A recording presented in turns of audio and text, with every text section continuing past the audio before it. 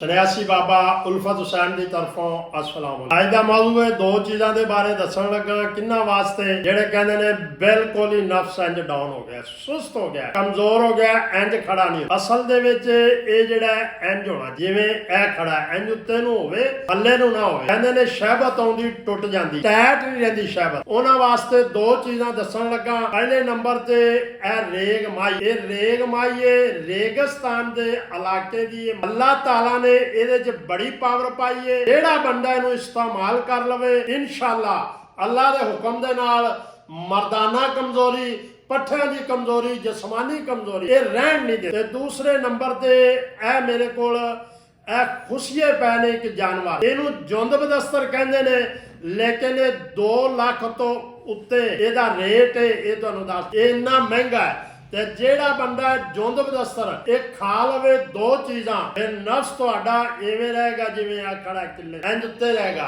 ਅਗਰ ਇਹ ਖਾਓਗੇ ਜੁੰਦ ਬਦਸਤਰ, ਪੰਜਾਬੀ 'ਚ ਟੱਟੇ ਵੀ ਇਹਨੂੰ ਕਹਿੰਦੇ ਜੇ, ਲੇਕਿਨ ਇਹ ਜਾਨਵਰ ਦੇ ਨੇ। ਲੇਕਿਨ ਜਿਵੇਂ ਇਹ ਤੁਹਾਡੇ ਖੁਸ਼ੀਏ ਨੇ ਨਾ ਬੰਦੇ ਦੇ, ਇਹ ਥੱਲੇ ਲੱਗੇ ਹੋਏ ਨੇ।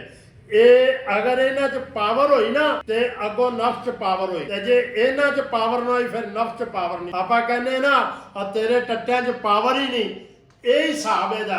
अगर टट्टियां 'ਚ पावर होएगी तो बुढ़ी भी वस जाएगी, घर भी वस जाएगा, तलाका नहीं होणगियां।